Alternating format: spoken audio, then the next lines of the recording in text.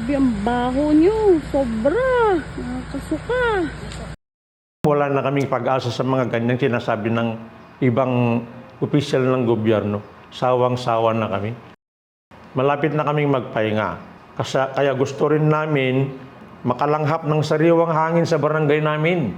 At kung bukas ay hindi pa magkaroon ng konkretong solusyon sa level ng Sangguniang Panlalawigan, sana, Sir Ben, tulungan mo kami. Bitbitin mo kami hanggang sa pinakamataas na sangay ng gobyerno. Sir Ben, nagmamakawa po kami.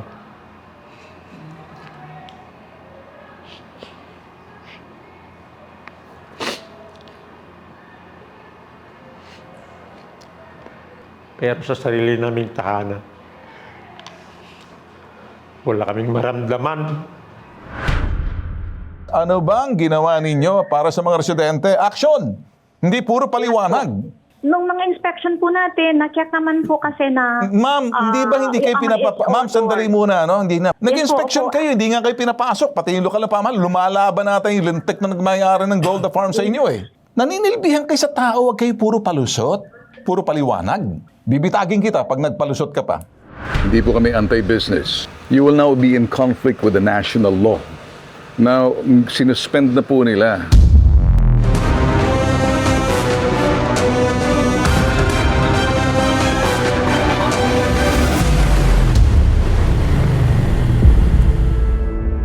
Nasubukan niyo na bang mapadaan sa isang piggery?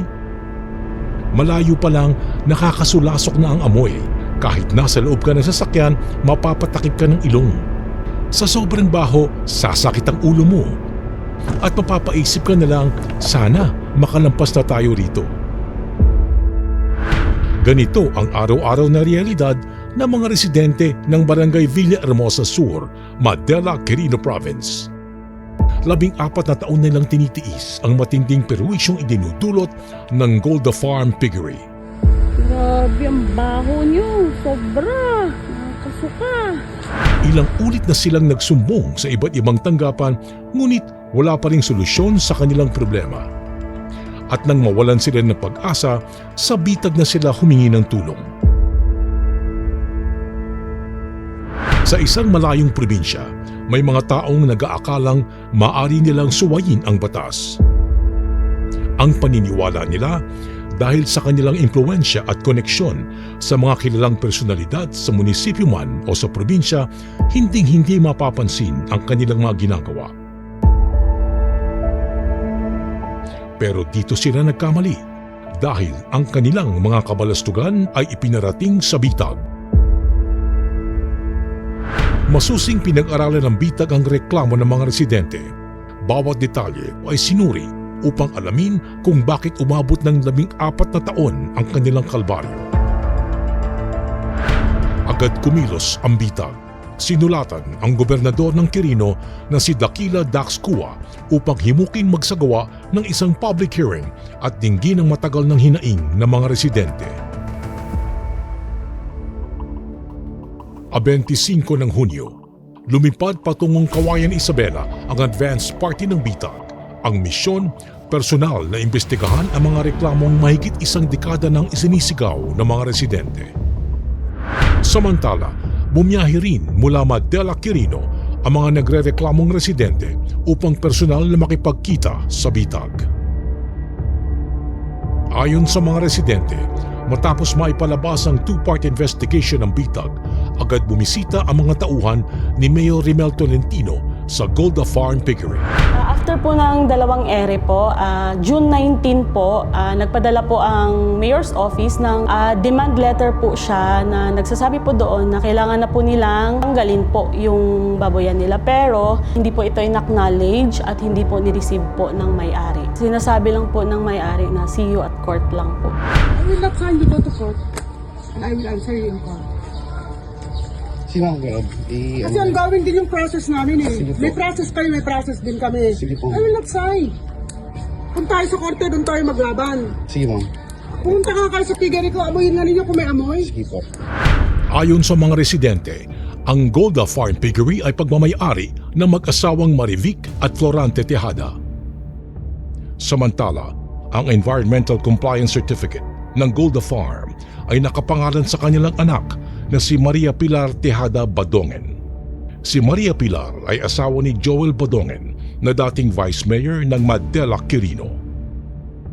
Taong 2023, pinirmahan mismo ni Joel Badongen bilang presiding officer ang resolusyong nag-uutos sa relokasyon ng Golda Farm Piggery sa loob ng 6 hanggang 12 buwan.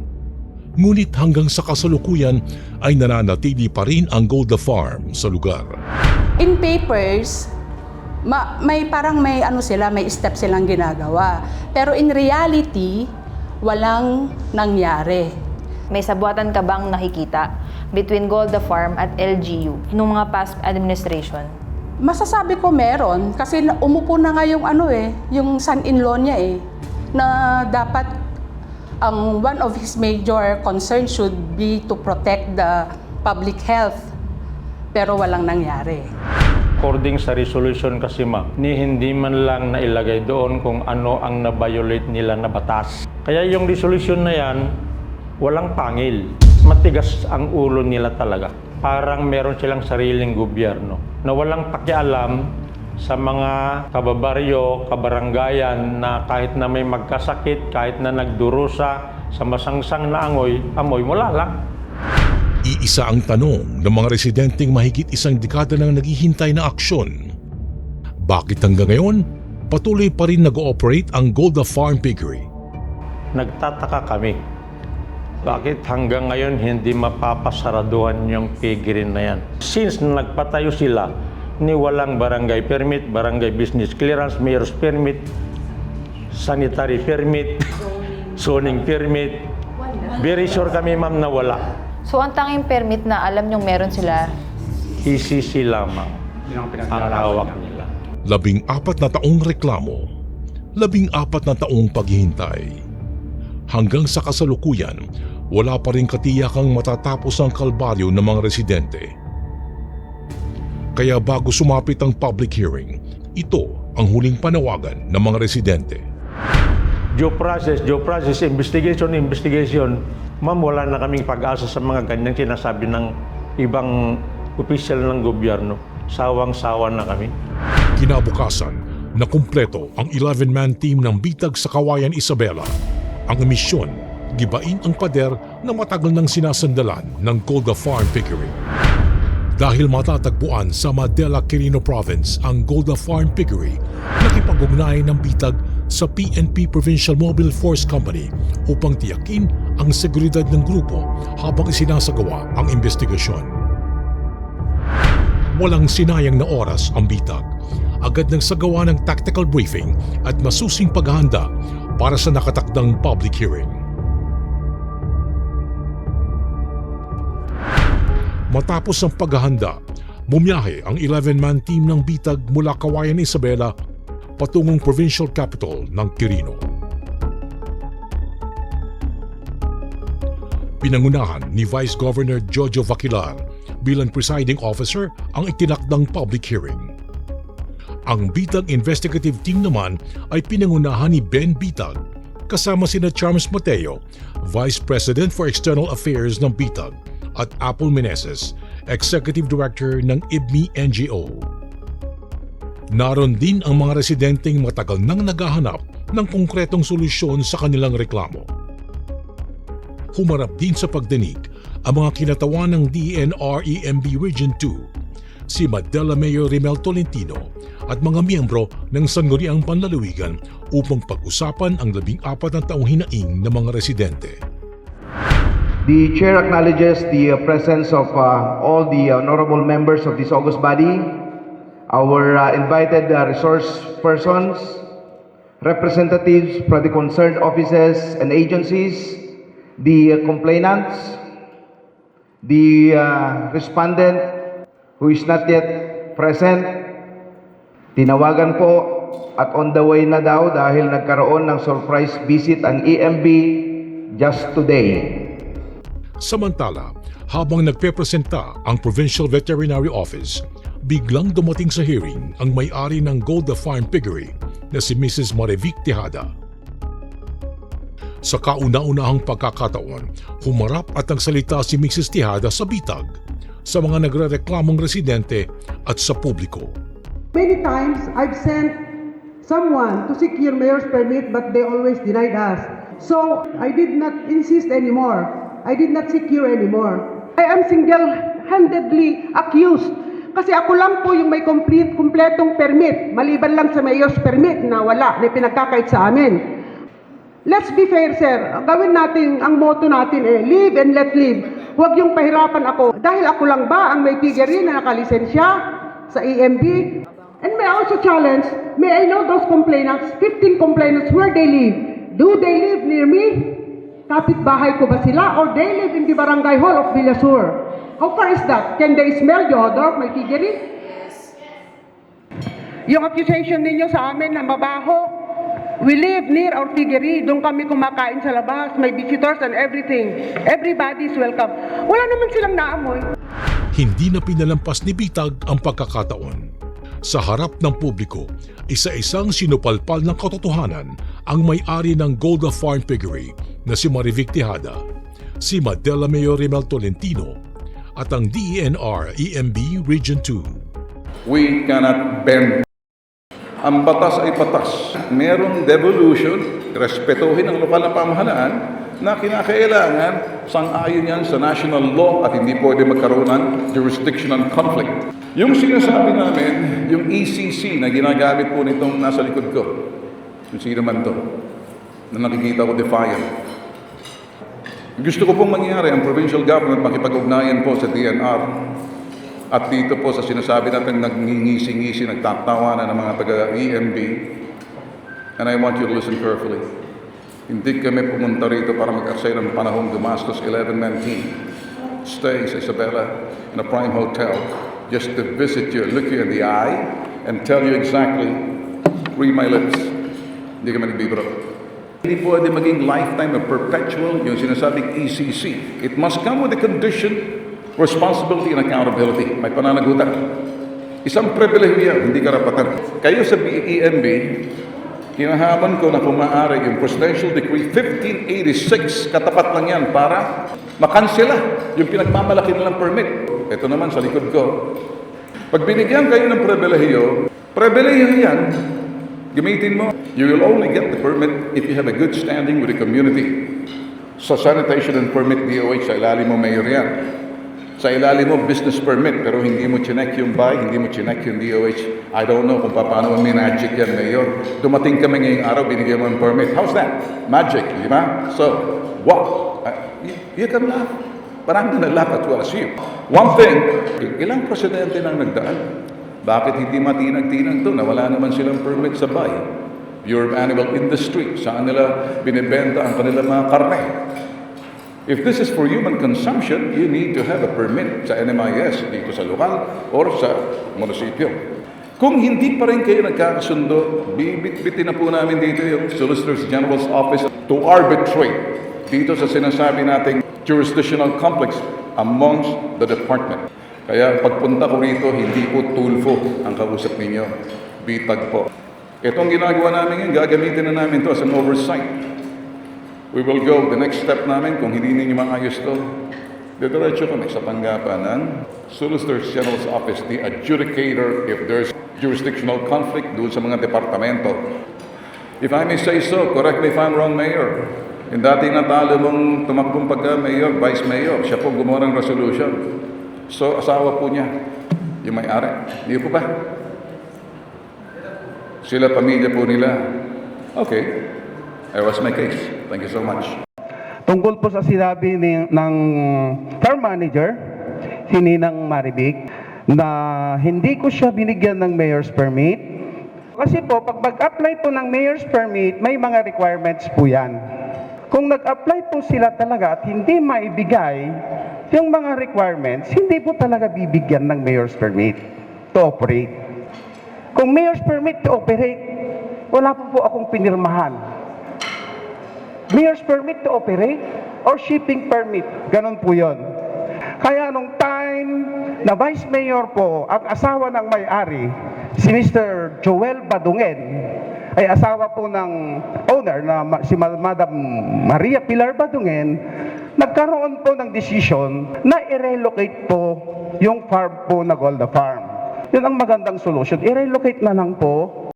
Pakisabi talaga, ano ba yung na-experience nyo since 2012, 2014, hanggang ngayon? Experience po namin everyday, sobrang baho, na hindi na po kami nakakakain.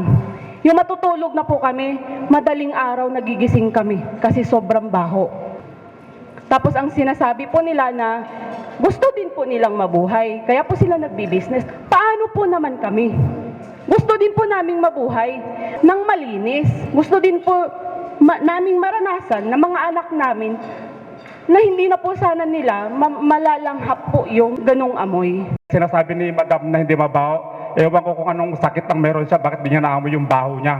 Na-immune na sila sa amoy nila. Kami, kawawa naman kami. Sobrang sacrifice. Hindi namin yayayain si servant para lang ireklamo ito. Ilang taon na kami naghihirap ng ganyan. Ngayon sasabihin na parang sinungaling lang kami. Papababayaan nyo lang kami. Hindi kaya dito sa probinsya natin. Hanggang saan kami makarating? Ako ang katabi niya. Mismo ako ang nakakalanghap. Araw-araw nandun kami. Ginagawa niya kami sinungaling. Grabe ang sacrifice namin doon. Lahat ng bisita namin. Pag pumupunta doon, alam nila, ang baho ng banyo. Kahit may party kami, ang baho ng banyo, sayang lang yung mga handa nyo. Ginaganon nila kami. Sobrang sakripisyo na namin. Bakit pa tayo umabot sa ganito na kailangan nating mag-public hearing? Kung wala ang bitag, ibig sabihin, magtuturoan pa rin ang mayor at saka EMB on that side? Ganun ba yon? Pasalamat tayo at umabot na sa punto na kailangan nilang itaas sa amin yung problema. Pero kung titingnan natin, hindi na dapat nakikialam ang probinsya dito dahil nandyan kayo, nandyan si mayor, at in your level pa lang dapat na ayos na. Ang simple lang ng problema. Kung nag-usap na kayo sa barangay, doon pa lang, hindi na nila kailangan mag-travel. Kung patigasan ng ulo, walang mangyayari. Wala pa rin mangyayari ngayon dito. Ipunta pa natin sa taas. Kaya naman na tayo. Hearing from the respondent herself with that pronouncement, I think we need to terminate this hearing already because there seems to be a good solution. With the intervention of the provincial government, we will facilitate the negotiation. We'll come up with a memorandum of agreement. Hindi pumayag ang Bitag na matapos ang public hearing ng walang solusyon. Kaya hinamon ni Bitag ang sangguniang panlalawigan na magsagawa ng on-site inspection sa Golda Farm Piggery. Mr. Chair, nakikita ko that there's confusion here. Ang ayoko lang po na parang status ko, walang solution, tapos we will foot drag again and then you will see what you can do. Very simple. Siguro, it's best that bisitahin na lang siguro. Make an on-site visit. Instead of doing this, I cannot be faulted and say, hindi, nasa TV ka lang, puro ka saksak. No, bumababa kami. We can use our senses, ang ilong natin, mata natin, tainga natin, instead of just simply walking here. Let's go and check it out. We gotta walk our talk and walk the walk. Sa amin po nagsimula. I really wrote the governor and say, we need a public hearing because the provincial government, kaya po nila mag-suspend ng mayor kung matigas ang ulo I will be very, very frank and real talk. Tuloy pa lang kalbaryo na lang. How many violations? That is glaring sa amin. Pero do a site inspection. Parang sa ganon, from there you can discern because you did an ocular inspection. We cannot be here in malamig na opisina, malamig na air condition. Even in the court of law, you will always have a third party who will do the documentation. We happen to be the third party. Ganun lang po namin sabihin. Thank you so much, Mr. Chairman. Thank you, Sir Ben. Thank you also to the EMB and the Mayor for not doing your job. Because you have not done your job, nakialam ang bitag.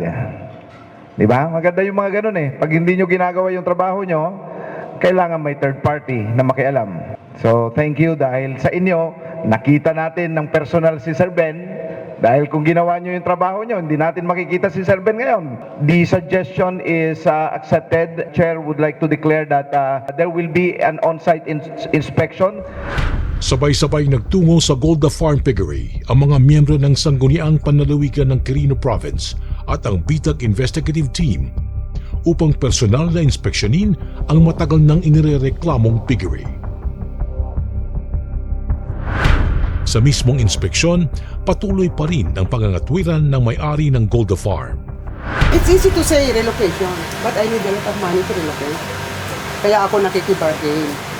Na-give me a mayor's permit of my old piggery so that I can seek financial assistance, may lilipat ko sa kabila. Because when I started this piggery, umutang din naman ako man eh. Kasi hindi naman kami mayaman. Kaya ipinaliwanag ni IBNI NGO Executive Director Apple Meneses ang mga obligasyon ng Golda Farm sa ilalim ng mga umiiral na batas. Ma'am, meron po bang sinay yung the mayor's office? Bakit hindi po nila kayo nag-issue ng mayor's permit?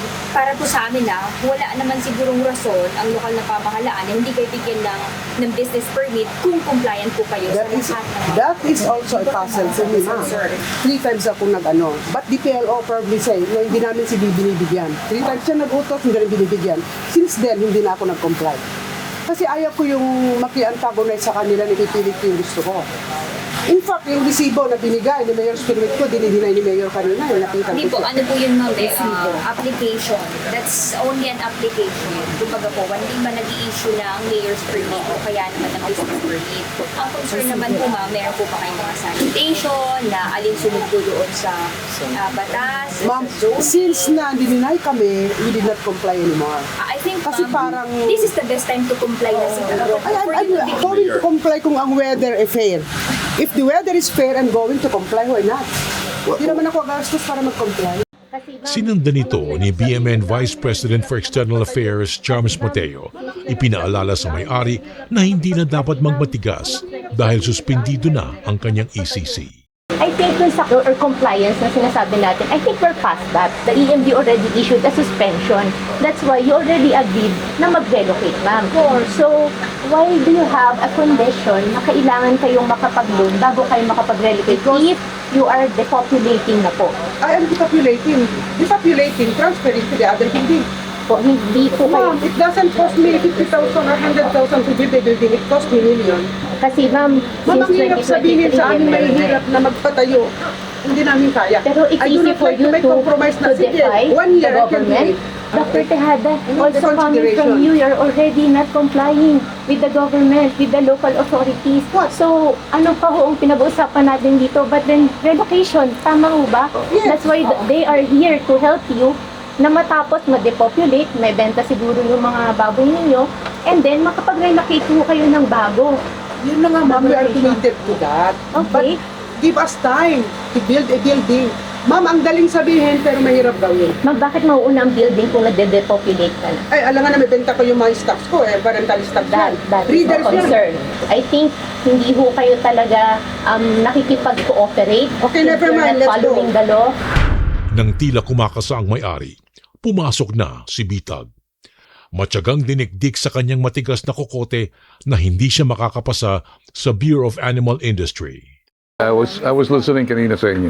Pag sinabi ngayon ng Bureau of Animal Industry, that's an illegal structure there. It's hazardous to the environment. Pag magbigay ng pronouncement ngayon yung Bureau of Animal Industry, magkakaproblema ka. Hindi po kami anti-business. We want you to flourish. As a matter of fact, business yan eh. But magkakaproblema po kayo because you will now be in conflict with the national law. Now, sinuspend na po nila. So pag sinuspend na po nila, ibig sabihin, and then... My ECC is suspended, but I have to operate until I relocate. That's what I understand. Makaupo tayo. Oh, sige. Ang Bureau of Animal Industry, nagbibigay po ng lisensya kung ikay magiging industriya. Ang level nyo po, hindi na po backyard. And so, you cannot be given a permit and you will keep on defying because ang kalaban nyo na po, hindi na po environment. The environment is another issue, pero the subject here, your pigs. So now, sila po ang magsasabi sa inyo. You have to pass the standard. Ngayon, kung nag-a-apply po kayo ng permit, you will never pass because yung standard po, nasa 400, nasa mid-size na po kayo as per the Bureau of Animal Industry. Yeah, that is Now, ngayon, what my ma'am, ECC says. No, ma'am, sandali. ECC is DNR. This is Department of Agriculture. You cannot even travel yung pigs mo na yan unless pag pre-process mo rito, may slaughterhouse ka na, may freezer ka na agad, tapos cleared yan sa Department of Agriculture. If you're saying, Wala akong capital. Are you trying to let the government subsidize your operation? Alright, so now. But the financial institution will not grant you any loan if you don't comply sa agriculture with the environmental, regulations. And then, pati yung mga regulators po, sila na po sa LGU. Wala po akong makitang control measures that would make sure na safety po kayo. Baka mamaya mag-umpisa yung mga sakit dyan kasi you're not properly protected. Then, no. Ma'am, your permit is not with the BAI. Your permit is with the ECC. Iba yung environment. Iba po yung agriculture. Para sa akin, work with them when you start pointing the fingers doon sa mga regulators. Regulators po sila. Pag nilabag mo yung isa, nilabag mo na lahat. Sa huli, nagiba ng bitag ang pader na matagal nang sinasandalan ng Golda Farm. Ang kanilang pinagmamalaking Environmental Compliance Certificate ay sinuspindi na ng DENR-EMB Region 2. Naglabas din ang Business Permits and Licensing Office ng munisipyo ng Madela ng cease and desist order laban sa Golda Farm Piggery. Kapag perwisyo ka sa komunidad, kapag ipinagwawalang bahala mo ang batas, at kapag bingi ka na sa hinaing ng mga residente, asahan mong darating ang bitag. Walang malayong lugar o maimpluwensyang tao ang makakapigil sa bitag. Sa mga sumbong na kahalintulad nito, ipabitag mo.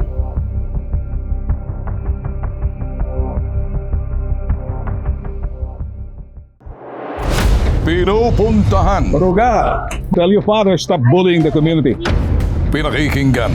Walang election pero nagkaroon ng problem siya. So sila ang namili? Opo. Kinukumpronta. Ba't kang tatawa-tawa sa akin? Hindi ako nakikipagtawanan sa'yo. Total, wala naman kayong batas. Anarkiya kayo eh. Nag-iimbestiga. Willing naman daw mag-settle si nanay. Willing ka naman umalis. So bakit hanggang ngayon wala pa rin?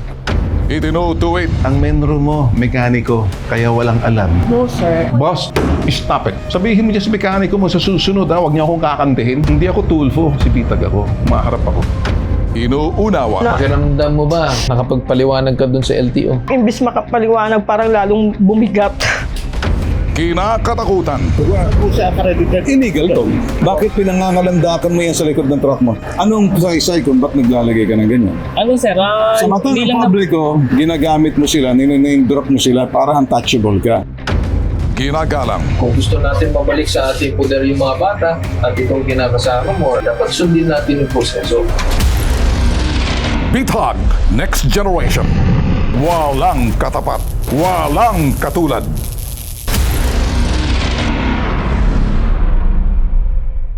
If you like this video, give us a thumbs up, click like, and subscribe to be notified.